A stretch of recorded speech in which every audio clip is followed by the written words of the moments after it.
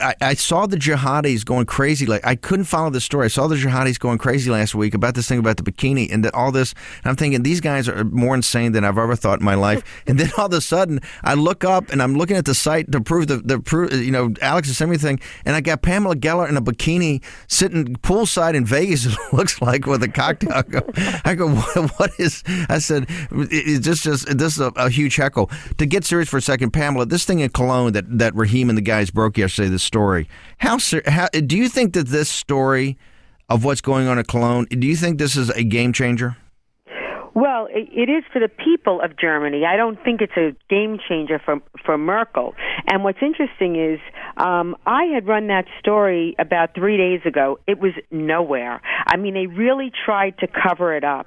And I think it's going to be even more interesting during Carnival in Cologne, where you have masses of people, and you have the mayor, and I think Breitbart ran this yesterday, issuing a handbook of what women should do. Mind you, the blaming of the women yet again here. Raheem, jump in here for a second. Tell us what went on in Cologne that has got so many people shocked, and the Pamela Gellers of the world writing on this thing. What happened? And by the way, it wasn't like the Pamela Gellers and the Raheem Qassams did not tell them this day was coming, right?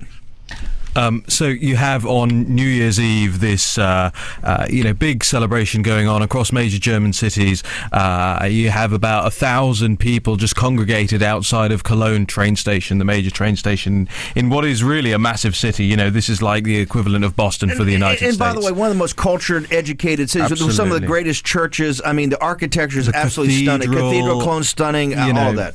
And what comes out, and Pamela's absolutely correct when she says that. Yes, we all saw the day after in the German press, in the local press, some reports that some people had inappropriately touched women at Cologne station, and they were trying to suppress who it was and what the scale of this thing was. It was only a couple of days later, because of the pressure that was building up by the women who had been sexually assaulted. Some are making claims now that they were raped. Some are saying that they were robbed at the station. There was 1,000 people outside the station of Arab or Middle East or North African looking descent. The police looking on powerless while they committed these crimes against the German people there. And this scandal, by the way, to put some stress on this for people who think maybe this is just Pamela Geller and Raheem Qassam talking about migration as usual.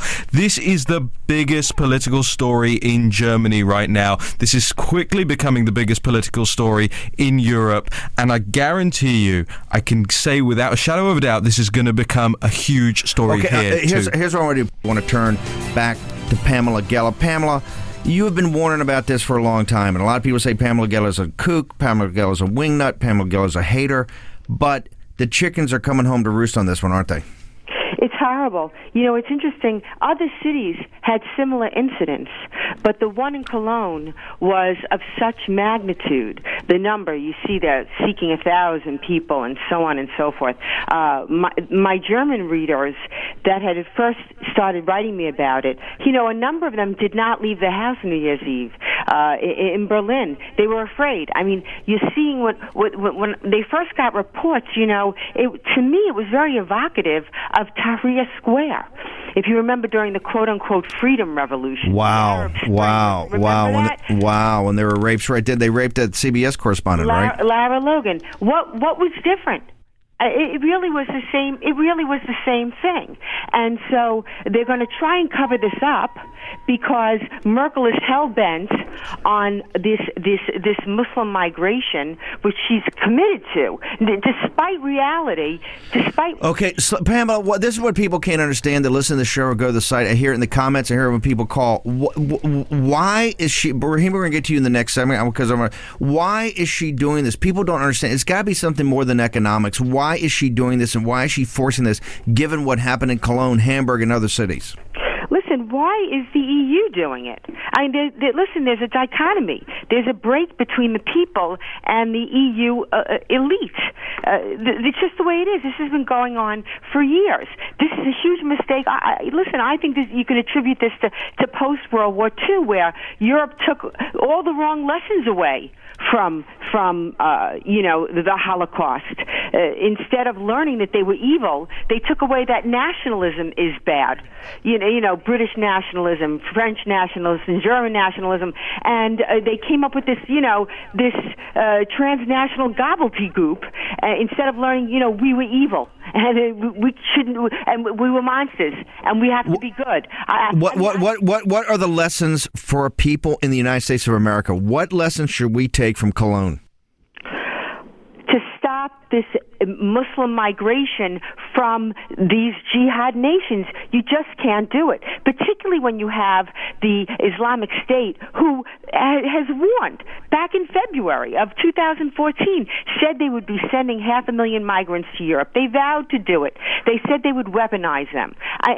This is not anything surprising, but Europe is doomed. I mean, if it doesn't come down to a civil war, either they're going to go quietly into the night, okay, or they're going to have to fight back because the political elites are ignoring the people. This is unsustainable. It's unsustainable. And, of course, it's not for sites like Breitbart and mine and of course, social media, which is critical. And mind you, they're trying to shut that down. Many of our links are not shareable. Merkel is whispering in Zuckerberg's ear to do something about those posts about the migrants. I mean, there's a real suppression here. And so the people are going to either rise up or they're going to succumb. And I don't know, the same thing's going to happen in America. You see it. The difference between America and Europe is merely that we're maybe, 5 to 10 years behind them. And this is why Donald Trump resonates so. Now, people say, oh, well, you don't like Trump. It's not that I don't like Trump. It's got nothing to do with like. I'm not dating the man. We're looking for a president. The fact that he attacked us after Garland, it shows he's maintaining two very completely different positions. How can you take a stand against jihad and Sharia and not support the First Amendment? It's too there's exactly. a cognitive break there. But he's popular because he's saying things that everyone is thinking. Pamela, thank you.